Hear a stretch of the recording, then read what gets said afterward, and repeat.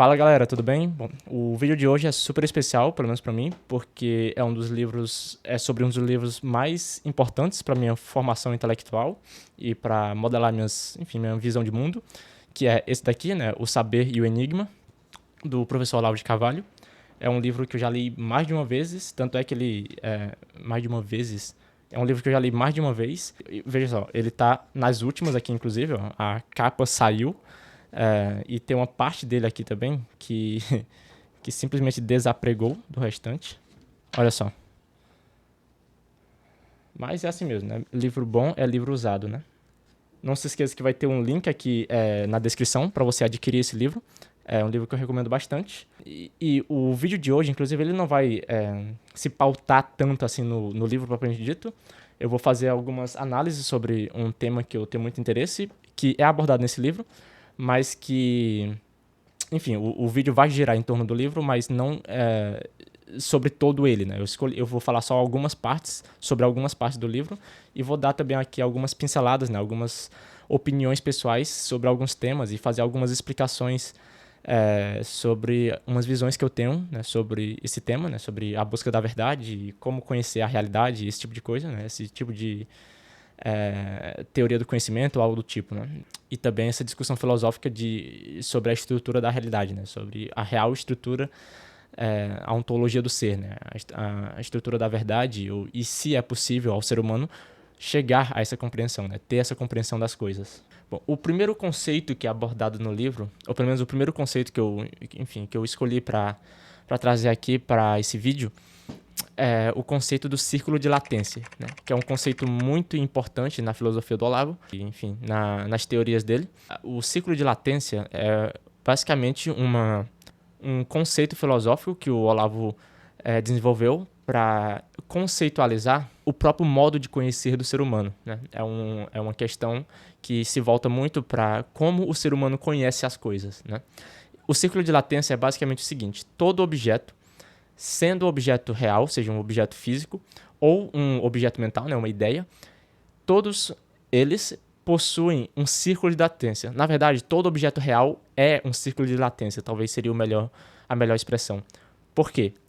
Um círculo de latência é basicamente o campo de possibilidades que estão presentes num objeto de maneira latente. O que isso significa? Significa que um determinado objeto ele possui determinadas características ou determinadas possibilidades que podem não estar atualizadas no momento, né? Essa palavra atualizadas eu uso aqui, e o Olavo também, no sentido de tornar ato, né? Um sentido meio aristotélico, né? Ou seja, no sentido de transformar em ato, ou seja, trazer para a atualidade, né? Evocar essa característica. O que isso significa? Um exemplo que o professor Olavo dava frequentemente para explicar isso é o seguinte: se você estiver andando na rua, né, e você vê um cachorro ali na rua, esse cachorro, né, esse animal, ele tem diversas possibilidades de comportamento nesse momento. Ele pode latir para você, ele pode tentar te morder, ele pode sair correndo, ou ele pode simplesmente ficar parado ou não fazer nada, e ainda pode fazer outras coisas, né? Pode abanar o rabo, ou sei lá. Todas essas possibilidades estão, por assim dizer, imanentes, estão presentes ali na estrutura física, na presença física, né? Na estrutura do animal, né? Do cachorro. Quando ele faz alguma coisa, por exemplo, se você se aproximar do cachorro e ele fugir de você, né, fugir com medo, ou seja, ele atualizou uma das suas potências, ele atualizou uma de suas possibilidades. Ou seja, um círculo de latências são os aspectos e as possibilidades que existem em um objeto e que podem ser atualizadas a qualquer momento, seja pelo próprio objeto ou seja por você. Você atualiza uma das possibilidades de um objeto, né? Você atualiza uma das latências de um objeto, principalmente quando você está pensando sobre ele. Por exemplo, quando você vê uma pessoa que você já conhece há muito tempo, você pode lembrar de como essa pessoa era há 2 anos atrás, 3 anos atrás. Você vai estar atualizando uma possibilidade, você vai estar atualizando um aspecto da pessoa que não está mais presente fisicamente nela. Até porque ela não tem mais aquela idade que ela tinha antes, mas quando você rememora, né? Quando você lembra, você está atualizando mentalmente um aspecto da pessoa, né? Uma possibilidade que não está mais fisicamente presente, mas que já aconteceu e, como constantemente se diz aí na filosofia, algo que acontece não pode desacontecer, né? Então, a pessoa passou por aquela idade, né? Aquela idade foi atualizada naquele momento, mas ela, por assim dizer, ficou eternamente atualizada naquele momento e que pode ser acessada através da inteligência, né? Através da memória. Um exemplo que eu dou também para essa questão da atualização e do ciclo de latência envolve o xadrez. Você sabia que no xadrez existem mais posições diferentes do que átomos no universo? Pois é, esse número exacerbado de possibilidades nos revela uma coisa. Ali no tabuleiro de xadrez, né, naquele tabuleiro 8x8, com 32 peças, quando você começa um jogo de xadrez, né, todas essas praticamente infinitas possibilidades de jogos e de variantes estão ali diante de você, né? Toda vez que você faz um movimento, você atualiza uma dessas possibilidades e você, por assim dizer, você ignora outras, né? Toda vez que você faz uma jogada no xadrez, você, por assim dizer, você diminui o círculo de possibilidades que antes você tinha, né? Porque antes eram todas elas, mas agora quando você quando você faz uma jogada, você escolhe uma dessas possibilidades, uma dessas entre as milhares que se apresentam a todo momento, a toda jogada. E aí, a cada movimento, você atualiza uma das possibilidades, uma das latências que estavam ali, imanentes, né? Que estavam ali presentes no tabuleiro de xadrez. Isso se aplica a tudo, né? Tudo que existe no universo, seja objeto real, né? Físico, ou um objeto mental, né? Uma ideia, funciona dessa maneira. No caso da ideia, é interessante porque um raciocínio, você não consegue conceber, você não consegue praticar um raciocínio todo de uma vez. Você tem que praticar, né? Você tem que raciocinar etapa por etapa.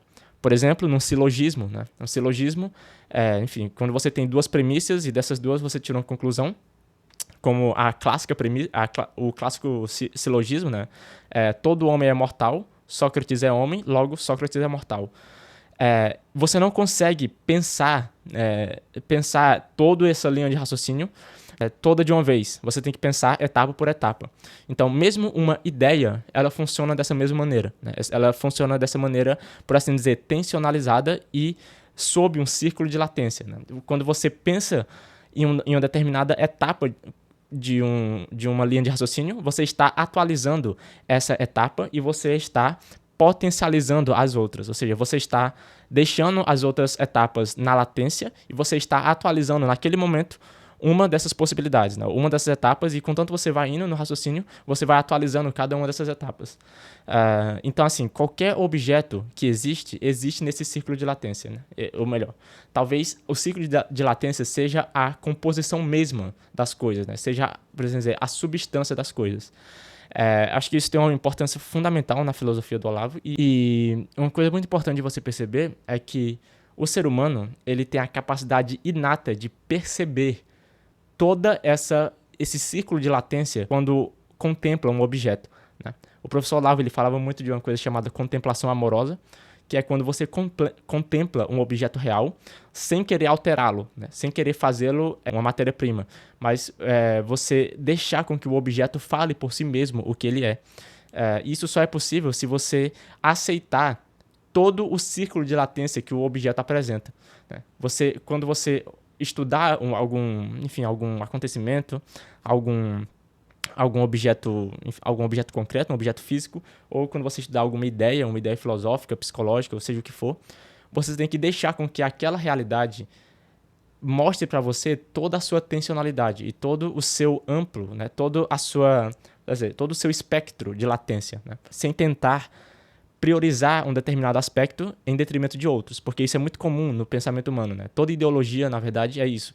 Quando você simplifica um objeto, quando você escolhe determinado aspecto de um objeto em detrimento de outro, né? E você ignora outros, sendo que os dois aspectos fazem parte desse mesmo acontecimento, desse mesmo objeto.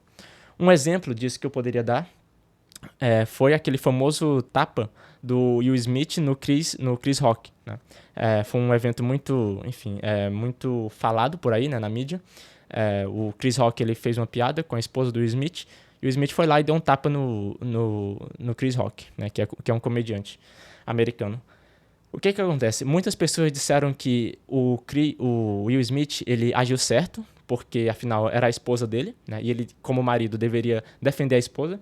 Mas muita gente falou que ele agiu errado porque o Chris, ele é um comediante e, como comediante, o papel dele, a função dele é fazer piadas e, portanto, o Will Smith ele deveria aceitar, ele deveria entender e deveria levar numa boa a piada que o Chris fez e não reagir dessa maneira. Até porque o próprio Will Smith, a carreira dele é muito vinculada ao comédia, né, ao humor. Então, como comediante, ele também deveria entender ali a situação do Chris Rock. A questão é que eu tô falando isso porque essas duas realidades estavam presentes ali no momento. Quer dizer, o Will Smith literalmente era esposo da mulher e ele também era um comediante. Então, essas duas realidades estavam ali juntas naquela mesma situação. Ou seja, esses dois aspectos, essas duas latências da situação estavam igualmente presentes naquela situação. Então, não adianta você dizer que ele agiu certo, né, escolhendo uma determinada latência e ignorando a outra, ou você dizer que ele agiu errado, né, escolhendo também uma latência e ignorando a outra, né, as outras, porque essas duas latências estavam ali. Né. Se ele agisse como ele agiu ou não, sempre teria alguém para dizer que ele agiu certo ou que ele agiu errado. Né. E qualquer decisão que ele tomasse estaria certa e errada de determinada maneira. Né. Estaria por um lado certa e por outro lado errada. Ou seja, em um objeto real, em objetos reais, sempre existe uma tensionalidade entre diferentes latências, entre diferentes aspectos do objeto. E o papel do filósofo, segundo Olavo, e do pensador, não é resolver a questão exatamente, mas sim deixar com que a própria situação fale e expresse a sua tensionalidade. Porque na modernidade a gente aprendeu muito a pensar que a realidade ela é algo, por assim dizer, estável, mecânico. A modernidade ela tem um pensamento muito mecanicista e a gente aprendeu a pensar que tudo no universo é o valor de X, né? Tudo na realidade você pode calcular e você descobre o valor de X. O problema é que, em algumas situações, o valor de X não é uma constante absoluta, mas às vezes ela é uma probabilidade, uma tensionalidade, né? Como no exemplo aqui que eu dei. A estrutura real do mundo, ela não é uma estrutura univalente, ela é uma estrutura dinâmica, ela é uma estrutura tensional. Né? E isso aparece muito na filosofia do Olavo. Né? Essa concepção de que o mundo, de que a realidade, ela não tem uma estrutura fixa, rígida. Né? De que a realidade, por assim dizer, ela tem uma dinâmica muitas vezes, ou todas as vezes, tensional, né? Tensionalizada. Uma dinâmica que não se aquieta, né? Que não pode ser resolvido como numa equação, mas que só tem que ser contemplada com toda a sua dinâmica, com todo o seu movimento, com toda a sua tensionalidade. Né? A palavra tensionalidade é uma palavra que aparece muito nos vídeos e na filosofia do professor Olavo. Bom, o segundo ponto que eu queria abordar aqui no vídeo é uma coisa que eu chamo de princípio e manifestação. Né?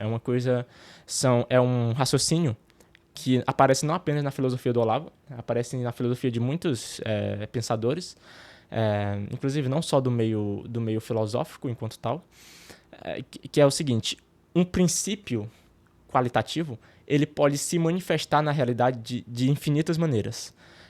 Ou seja, um princípio metafísico ele tem infinitas maneiras de se manifestar no plano físico. Né? Ou seja, é a questão do discurso quantitativo e do discurso qualitativo. Né? Para ficar mais claro, eu vou dar um exemplo muito cabível a esse caso, que é o seguinte. Você sabe o que é o efeito M-Pemba? Não sei se você já ouviu falar. É um efeito físico é um fenômeno físico muito curioso, que é o seguinte: se você tiver duas porções de água, uma fria e uma morna, né, e você colocar as duas sei lá, em algum refrigerador, em uma geladeira, em algum freezer, algo do tipo, a porção de água morna vai congelar, né, vai solidificar mais rápido do que a porção de água fria. Né? Então, se você tiver ali uma porção de água, sei lá, a 8 graus Celsius e outra porção de água ali a 28 graus Celsius, se você colocar as duas, né, no mesmo tempo ali no congelador, né, no refrigerador, a água morna ela vai solidificar, ela vai congelar primeiro. Isso é meio anti-intuitivo, porque olhando assim a gente pensa que a água que está fria ela vai congelar primeiro, né, porque ela já está fria, então ela já está mais próxima do congelamento. Mas, experimentalmente, a gente vê que não. Na verdade, quem congela primeiro, quem solidifica primeiro, é a água morna. E isso é muito anti-intuitivo. E esse fenômeno ele já é conhecido há muito tempo. Inclusive, Aristóteles analisou esse problema.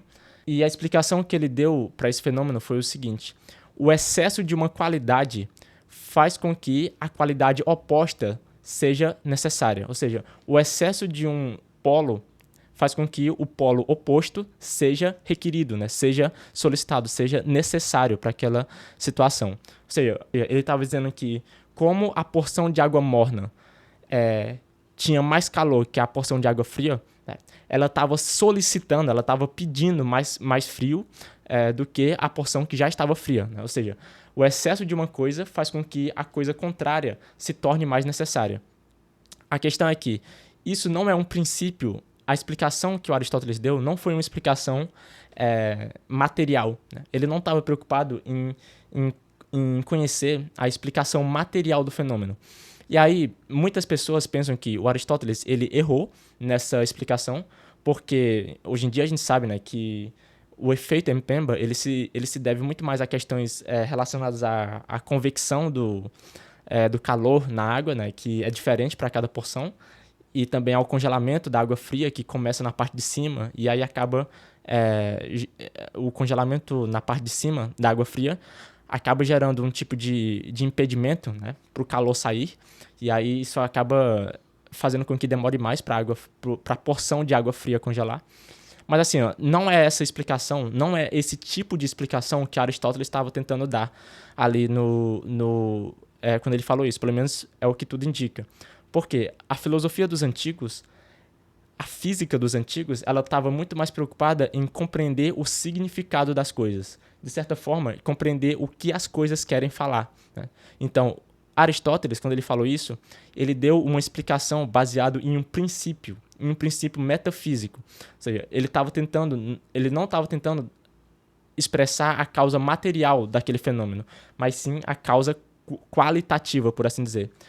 A explicação que Aristóteles deu é semelhante a uma tendência do comportamento humano, que é a seguinte: quando você está fazendo muito uma coisa, você começa a querer o contrário, né? Quando você está com a vida muito agitada, né? Quando você está trabalhando muito, está na correria, você começa a querer férias, né? Você começa a querer ir mais devagar, né? Você começa a querer descansar e esse tipo de coisa. Ou seja, quando você está muito no polo ativo, você começa a querer o polo mais calmo, mais passivo. E o contrário também é verdade, né? Quando você está muito no polo calmo, você acaba querendo o contrário, o polo contrário. Como, por exemplo, no caso da pandemia, né? Quando a pandemia começou, as pessoas tiveram que ficar em casa e isso fez com que muita gente começasse a querer voltar para a rotina que tinha antes, né? Querer voltar a trabalhar, querer voltar a ter uma vida ativa. Muita gente começou a fazer exercício físico, esse tipo de coisa. Ou seja, quando você está muito parado, você começa a querer se movimentar. Quando você está se movimentando muito, você começa a querer ficar parado. Né? Ou seja, a explicação que o Aristóteles deu foi uma explicação desse tipo. Ou seja, o que ele percebeu ali foi a presença de um princípio que se aplica não apenas àquele fenômeno, o fenômeno Mpemba, mas também se aplica a várias outras situações da vida humana ou a várias outras situações do universo como um todo. E isso é a diferença entre um princípio e uma explicação científica, uma explicação material. Um princípio metafísico, um princípio simbólico, ele pode se manifestar na realidade de infinitas maneiras. Né? Por exemplo, esse princípio de que o excesso de um polo exige, né, o seu contrário, né, o polo contrário, é um princípio espiritual, transcendente, que pode se manifestar na fisicalidade de infinitas maneiras. Uma dessas maneiras é no efeito Mpemba, e outra maneira é essa que eu expliquei, né, da vida humana, de que quando você está muito movimentado, você quer a calmaria, e quando você está muito na calmaria, você quer o movimento. Então, assim, são duas situações diferentes onde um mesmo princípio se manifesta. Né? E essa é uma discussão que aparece aqui também no livro do professor Olavo. Essa tensionalidade que existe, ou melhor, essa dinâmica que existe entre os princípios universais e a manifestação material presente que a gente observa desses princípios. porque grande parte da filosofia e do pensamento humano como um todo, na verdade eu diria que até todo o pensamento humano funciona nessa dinâmica, né? Nessa dinâmica de olhar para as verdades universais e olhar para as coisas mais materiais e imediatas e tentar relacionar uma coisa com a outra, né? Porque uma coisa que muita gente, um erro que muitas pessoas acabam caindo é focar demais só em um ou só em outro, né? Tem pessoas que focam demais nos princípios universais, né, que fica só estudando metafísica, estudando espiritualidade, fica só no mundo das ideias, mas que não consegue ver essas verdades no mundo físico, no mundo do dia a dia, né, no mundo banal. E tem pessoas, pelo contrário, né, que fica muito presa ao mundo imediato, né, ao mundo banal, e acaba esquecendo das verdades universais. Nenhuma dessas posições é correta, né? O correto é você olhar para um e para outro e tentar compreender a dinâmica, né, de como essas coisas funcionam. Tentar compreender como uma se manifesta na outra e a outra se manifesta na uma. Né? Ou seja, é uma posição extremamente complicada. Né? Mas essa é a posição do sábio. Né? Essa é a posição do intelectual. Ou seja, o cara que tenta compreender a estrutura da realidade como um todo, né? Tentando ir da manifestação até o princípio e ir do princípio até a manifestação. Né? O problema é que a manifestação ela é muito extensa quantitativamente.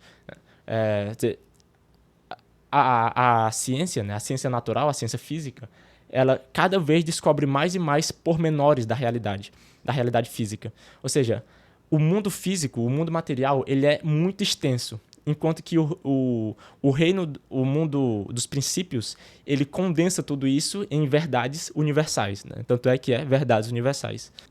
Ou seja, se você focar demais em um ou em outro, você vai acabar anulando um determinado aspecto da realidade. Ou seja, se você olhar muito por um lado, você vai acabar olhando muito para o reino da quantidade, para o reino do mundo material.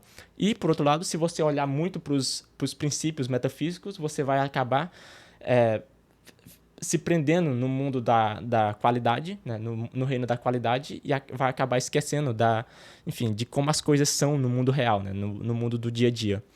Um exemplo disso, que o professor Olavo, inclusive, também frequentemente dava, é a discussão que existiu entre Parmênides e Heráclito. Né? Eles foram dois filósofos pré-socráticos, né? Filósofos gregos. E é o seguinte, Parmênides dizia que o universo ele é sempre uno. Né? Ele é sempre uno e aquela questão, né, de tudo que entra no ser não pode sair do ser. Né? Tudo que entra no ser não pode voltar ao não ser. Ou seja, tudo que acontece não pode desacontecer, né? O mínimo fenômeno que aconteça, sei lá, o balançar de uma folha ao vento, quando isso acontece, isso não pode desacontecer. Ou seja, esse fenômeno, esse acontecimento, ele entrou no ser e ele não pode mais sair. Ou seja, as coisas, na filosofia de Parmênides, ganham um certo aspecto de eternidade. Né? Tudo que acontece para nunca mais voltar a não acontecer. Ou seja, tudo que acontece fica pela eternidade, né? Aconteceu por toda a eternidade. Né? Enquanto que o Heráclito, ele falava o contrário, né? Ele falava que tudo mudava a todo momento e que, portanto, não existia permanência no universo. Né?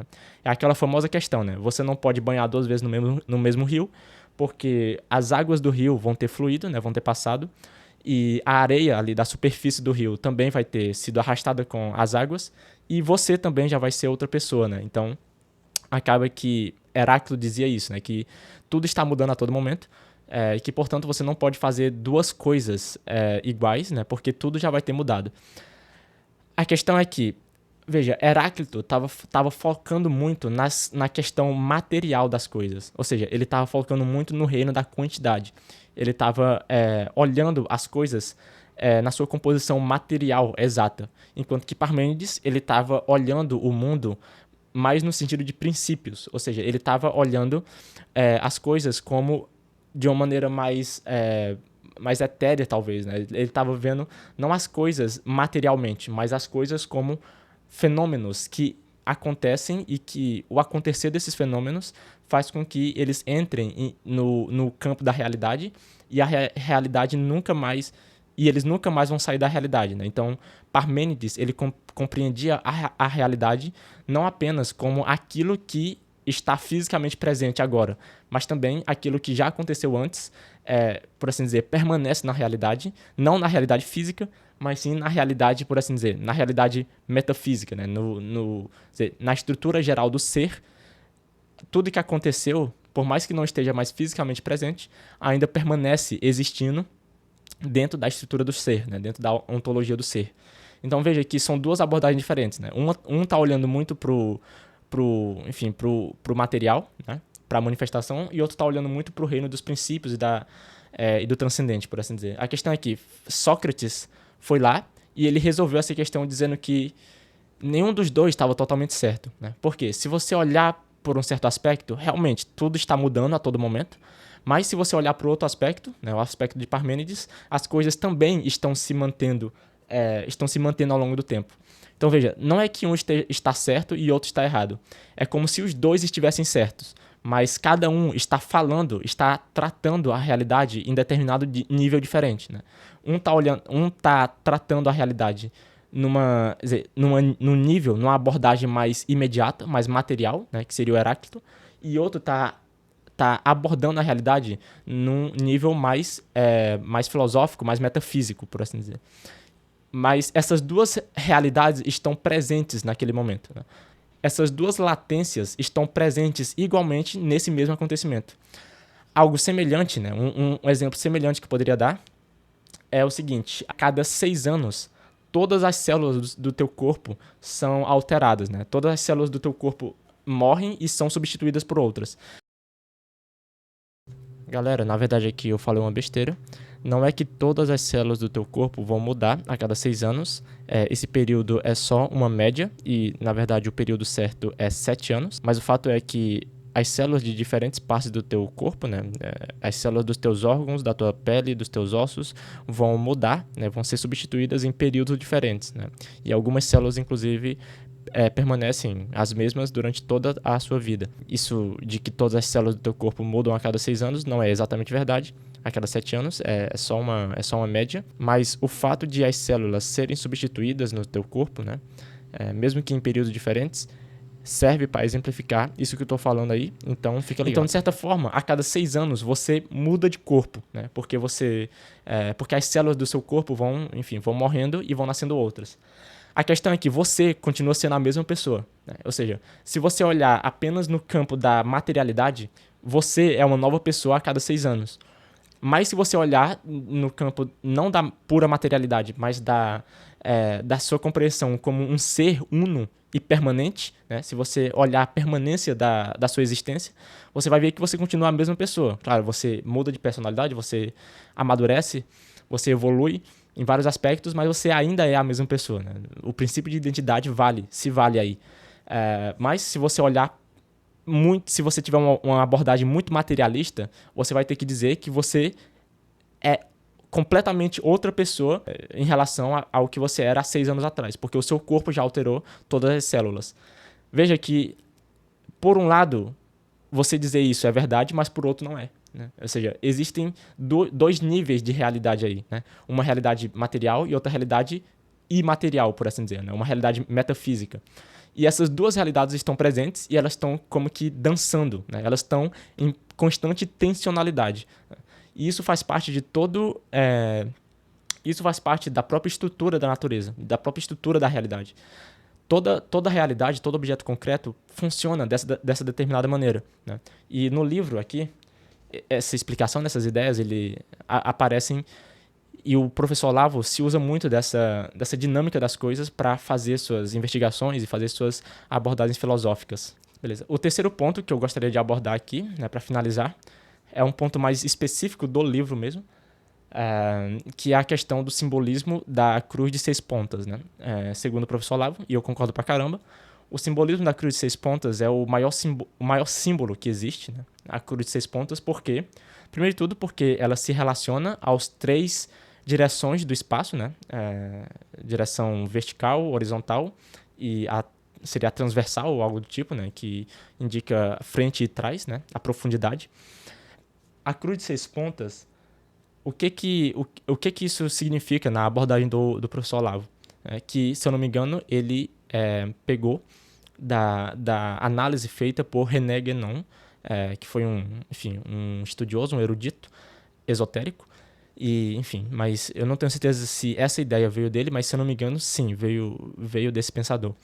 A questão é que a cruz de 6 pontas, ela representa os 3 eixos onde a vida humana se desenvolve, né? Então, se você imaginar 3 eixos, né? 3 direções do espaço, né? Uma assim, outra assim e outra assim, você vai ter 6 pontas, né? E por isso que é cruz de 6 pontas.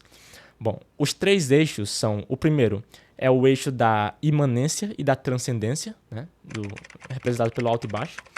O outro eixo é o eixo da sociedade e da natureza, né? Representando aqui direita e esquerda. E o outro eixo, né? O terceiro eixo é o eixo do tempo, né? O eixo de passado, ou seja, origem, e a ponta do futuro, né? Ou seja, do fim. Essa estrutura representa a estrutura total da vida humana, né? Ou melhor, representa a estrutura total de onde se desenrola a vida humana. Porque a vida humana, ela sempre funciona nesses aspectos, ou nessa tensionalidade. A gente sempre está vendo, como eu falei, aquilo que é materializado, né? E a gente está tentando relacionar isso com as verdades universais, né? Praticamente o pensamento humano inteiro é isso, né? Tentar ver a imanência na transcendência e a transcendência na imanência, né? Tentar compreender como funciona esse jogo e, enfim, como os degraus que existem daqui até lá também, né? Os degraus que existem do átomo até Deus, por assim dizer. Existe também o eixo da sociedade e da natureza, porque é uma coisa muito interessante. O homem, ele criou a sociedade para fugir da natureza, né? A natureza, ela possui feras, ela possui intempéries, né? Chuva, furacão, tornado e tudo mais. Ou seja, a gente criou a sociedade para nos proteger disso, né? Para nos proteger da natureza. O problema é que a sociedade, ao longo do tempo, principalmente na época moderna, né? E principalmente mais ainda depois do Iluminismo, depois do século XVIII, a sociedade em si, ela se tornou uma coisa tão gigantesca, uma criação tão gigantesca, que para muitas pessoas acabou se tornando um tormento, né? A sociedade começou a se tornar uma opressão.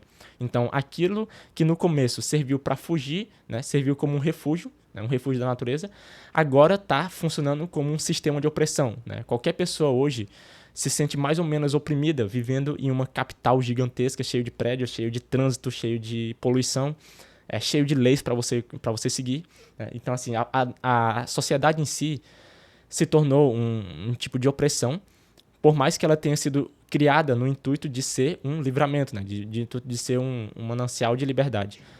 E, por isso, muitas pessoas hoje em dia estão se interessando por voltar a viver mais próximo da natureza, né? Isso é uma ironia muito grande. Quer dizer, a gente criou a sociedade para fugir da natureza, a sociedade se tornou um tormento e agora a gente está voltando para a natureza, né? Muitas pessoas, inclusive eu, né, têm essa vontade de ter uma vida mais simples, uma vida no campo, né? Muita gente, esse é um movimento que vem crescendo recentemente, de pessoas voltando a viver em fazendas, em campos, mais próximo do mato, né? Porque para ter uma vida mais simples, uma vida mais natural, né?